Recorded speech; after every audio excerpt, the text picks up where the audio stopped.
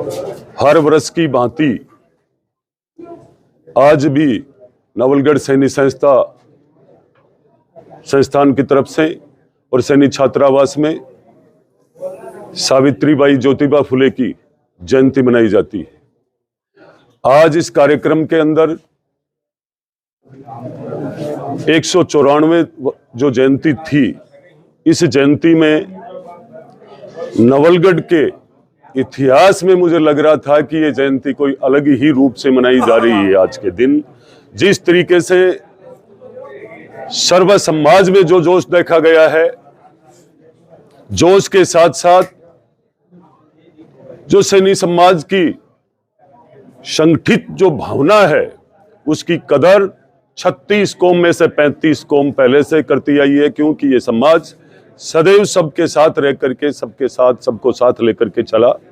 और मैं समझता हूं जहां तक कि जिस जमाने में सावित्रीबाई फुले 9 वर्ष की आयु में उनकी शादी होना, 13 वर्ष की आयु उनके पतिदेव ज्योतिबा फुले की,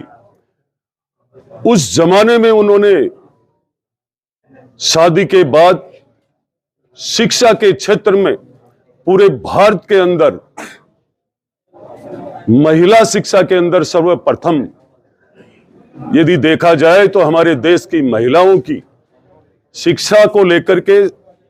हर क्षेत्र में मजबूती को लेकर के, महिला सशक्तिकरण को लेकर के, महिलाओं को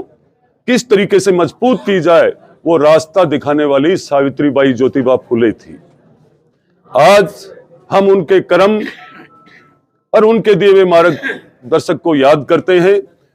वही वजह है हमें भी अब हमारे हर क्षेत्र में, हर समाज में, जैसे ज्योतिबा बाई सावित्री ने हम सब ने सुना भी है, देखा भी है, पिछड़े हुए लोगों को मजबूती से आगे लाना, दलितों के लिए काम करना, विधवाओं के लिए, और उन्होंने जिनकी बाल्य अवस्था में जो विधवा हो गई थी, उनकी पुनः शादी करवाने का काम जो उन्होंने उठाया था, महिलाओं के लिए उन्होंने बहुत शानदार जो काम किया। और इतनी मैं समझता हूं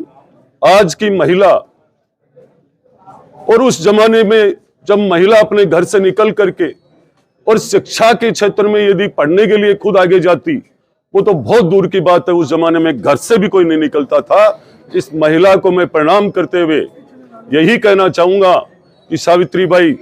ज्योतिबा फुले के बताए हुए मार्ग पर हम सबको चलना चाहिए। और आज के इस कार्यक्रम में जितने भी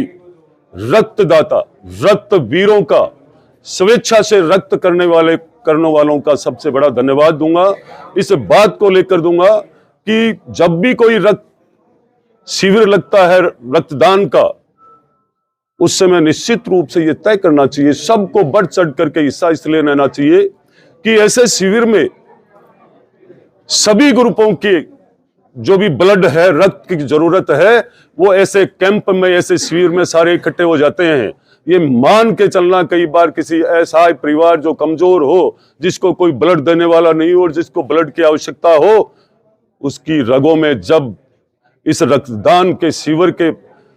आयोजनकर्ताओं की तरफ से जो ये कार्य किया है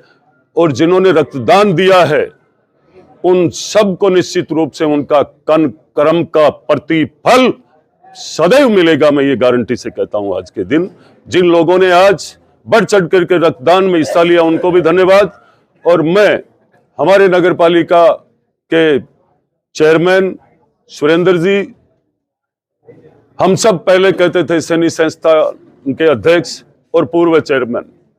पर आपने जब निरंतर इस भारतीय जनता पार्टी के लिए हमारे यहाँ के पूर्व चेयरमैन रिछपाल जी, जुगल जी भाई साहब, पूरा समाज एकदम खड़ा होकर के, जब मुझे पता है कल भी 2-4 लोग मुझे कह रहे थे कि आपने सुरेंद्र सैनी के लिए बहुत अच्छा किया, मुझे टेलीफोन पे कहा कई लोगों ने, और वो इसलिए कहा कि मेरी पीठ के पीछे भी जाकर के जब राजनीति की कोई बात आती है तो लोग चर्चा करते हैं कि सुरेंद्र सैनी ने कहा इस चुनाव में, बोले आप विक्रम जाखड़ को नहीं, सुरेंद्र सैनी को वोट दे रहे हो। तो मैं भी जिस कुल में, घर में जन्म लिया है, मुझे भी कर्जा उतारना निश्चित रूप से आता है। और आज इस नवलगढ़ का भाग्य भी है, निश्चित रूप से भाग्य प्रबल है, क्योंकि आने वाला समय, जब पिछले समय में हम सब देखते थे बरसों से लगातार सरकार बीजेपी की होती थी, तो यहाँ कोई निर्दलीय विधायक होता था, कोई कांग्रेस का होता या बसपा का, कभी नवलगढ़ विकास की ओर नहीं गया। पहली बार 70-76 साल के इतिहास में देश आजाद होने के बाद पहली बार भारतीय जनता पार्टी को इस नवलगढ़ ने और नवलगढ़ के कार्यकर्ताओं ने, भारतीय जनता पार्टी के एक कार्यकर्ताओं ने मजबूती से जिताया। उसका रिजल्ट है ये। अब आप देखना, आपके पास आपका शानदार चेयरमैन जो आपको नवलगढ़ नगर पालिका में सदैव मिलेंगे। आप लोगों को मैं विश्वास के साथ ये कहना चाहूंगा कि मेरा भी वजन हल्का हुआ है, क्योंकि जब टीम मजबूत होती है, टीम कर्मठ होती है, मजबूत ईमानदारी से काम करने वाली होती है, तो उस क्षेत्र के एक एक नौजवान और हर समाज के लोग